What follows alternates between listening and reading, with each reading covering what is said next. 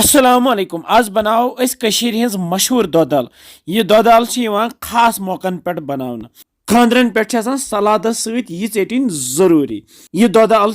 Pumpkin बनाने ये जन पम अल वनान तो अमिक सारी चीज करो इस्तेमाल अत कड़ो ब्योल तमिक दिल करो इस्तेमाल तो बे बनावस खूबसूरत तो मजेदार दोध अल पक्यो करो शुरू मातामाल पे मे लक्च मामने यह बड़ हिश अल सूजम तो मे सोच कि आज बनाओ दोध अल वारिया बड़ अत कर मे गोथी खांड करथी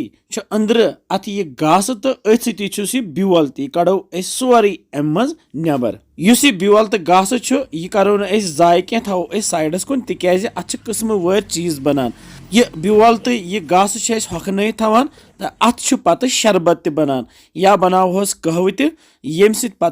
फायदे मिलान तिकाज पम्पकिन जन अमिक सारी हिस्से सेहत बापत आसान वारिया मुफीद तो यथ लाग बह वन खांड कड़न थवन रपच सती साफ कर तो बे तुलहस यह दिल त यमिक यह दिल यह हेको अलग कुन थत पत यह ते हखन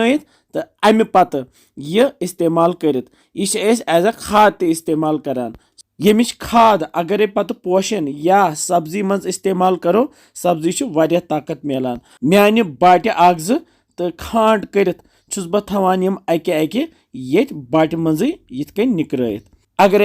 गर पम अल यह पम्पकिन अत हेको किस्म वार चीज बनत अत बनान मिठाई तत बनान आचार तत बनान हलवह तत बनान यह दोध अल तस वारिया चीज बनान यम मे तह सत ब्रहमन वीडियोन मज शेयर कर्मित तुम वुचान अल थो निकरत बड़ हिश टाल खजियत तो इस अमिक यह दिल यह करो न जाय कह थो हखन तो अमिक ब्योल जन यह थो कड़ित पत छलित छुकित पत हखन कर थो कुन बोतल मज पत करो विज विज इस्तेमाल यम अल खंज निकरत छलोक वन सही पे ये असल पे आब ग्राय कड़ने तो थो यह साइडस कुन तो लागो वन दोध अल बनावन तो अमे बापत नी मे प्रेशर कुकर ज़न मज नी मे आब यम अल खंज त्रहोक इन प्रेशर कुकर कन बानन मज मे नी प्रेशर कुकर तिकाज अल हना ज्यादा पहम अकिस मज वातान यम क्या अगर तुम बोड़ प्रेशर कुकर तेल अक्स मज बन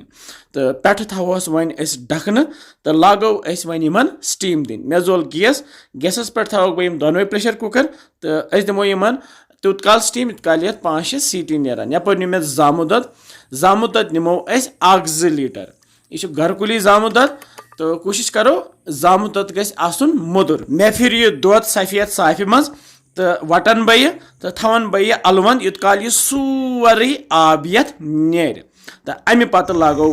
डून फुटरावन मे नी कह डून तो यम थो फुटरत तो कड़ोस यम गोज तो थो यथ प्लेटस पे अगर तुह डून आसनो ज्यादा पहम कर इस्तेमाल तिकाज डून यीत्या ज्यादा तीचा बन दोध अल असल मे कम पहम डून तवे कर मे कम इस्तेमाल अगर तुह ज्यादा तुम हेकू ज्यादा इस्तेमाल कर तो डून गोज त्रा ये मिक्सी जारस मज सती त्रावस यह मोट बादाम तो पे थोस ढकन तो मिक्सर ग्राइंडर इस्तेमाल कर बनाओ चूर अगर तुम नेम छो तो हेकू नेम मज दगित तो असल पे चूर बन तो अमि पत सन यह अल तैयार ये द्राय 5-6 सीटी तो वालो यम दोनों प्रेशर कुकर बोन तो तुलहोस पे ढकन थोद तो वुच अल तैयार यह सेनेम ये प्रेस गम अमि पत फिरो ये छान मज यह तो दोनों प्रेशर कुकर ये छान मज फिरत फ्यानो यह आब ये सोरे युस यथ अल मज एक्स्ट्रा आब सह गि सोरे नेरन तो अमि बापत निम बह बे बड़ हिस्स सत तो बह फिरान यह अथ साफि मज थवन बह यह अल वन आयजान युथ सोरे आब यथ वस 1 घंटे गसित आश वन यह पूरा खुशक गोमुत तो यह साफ खोल बह तो कड़न बह यह मज यह अल नबर तुम वुचान लिदर कोंग हिश तो बे साफ शीन हिश अल द्राय तो बे सेनेमस तो वन फिरन बह कुन बानस मज तो अमि बापत मे निमुत यह बोड़ बान खोल बान गस आसन तो अथ मज फिरहन यह अल यथ मज फिरत वन ये बाकी चीज त्रावन तुम वुचान नरम फम हिश यह अल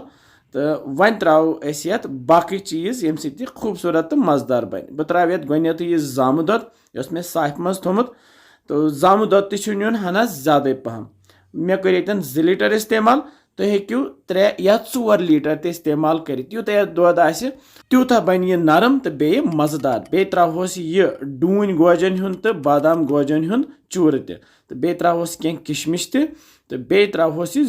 जुर त्रो मे अख चमच अगर तुम जुर ज्यादा पसंद तो हेक्यू 2 चमच त्रित तो मगर यह साफ जुर तो अमे पत लागो त्राउन यथ नून कूत तुम खेवान तमे हिसाब त्रो तुम तो अमे पत लागो सारी चीज रलावन ये अल सती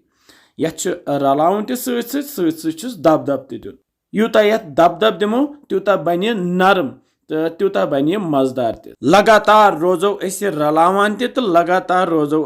दब दब दिवान अगर तुह गर गौ दोद आसि पेठ तथ खसान हर या मलय सा हर तुलो प्याल सो रलत हेको सह त्रित अम सह मजेदार या बाजार मिल्क क्रीम तह हेक्यू तुम यथ डब्बु त्रित यम सह ज्यादा पहम मजेदार बन हेको यन मिक्सर ग्राइंडर इस्तेमाल कर मिक्सर ग्राइंडरस मज यह नरम पहम गसान मगर यथ कन ज्यादा पहम यथ मज गसान दोध अल मज प्रेथ कुन गरस मज बनावन तो यह पसंद कर वाज वाजवानस मज यह दोध अल बनावान जरूरी पत यह सलाद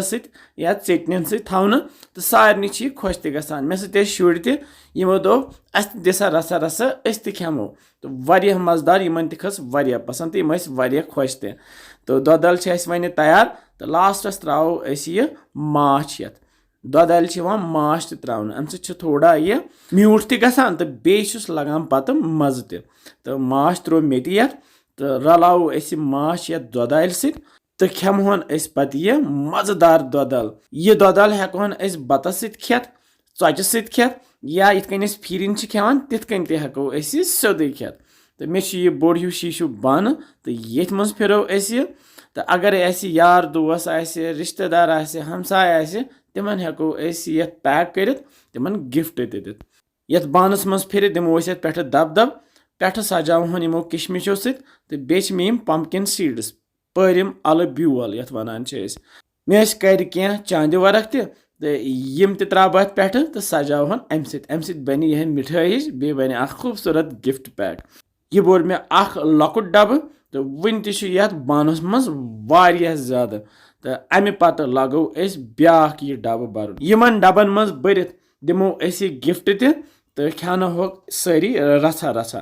हेको यह दोध अल फ्रिजस मज थत पत रसा रसा खेत ये ठंडा ठंडा वारिया मज लगान यह हेको बचन दित सान बुजुर्गन दित तो ये हेल्थ बेनिफिट्स मतलब यह ताकती तो बनजो यह जरूरी तो खेनोक सारी तो वमेद तुह यह अजिक दोध अल पसंद आम कमेंट सेक्शनस मज जरूर लेखान कि कत पे वुचान तुम सान वीडियोज तो किस बसान तुम सान रेसिपीज यम वीडियो सान बाकियन सह शेयर करान बाकियन ताम वातनावान तिकाज तिम बनावान तो वमेद तुह अजुक वीडियो पसंद आमुत इंशाल्लाह समको बे जल्दी तुम थो पन ख्याल बिहु रबस हवाल अस्सलामु अलैकुम।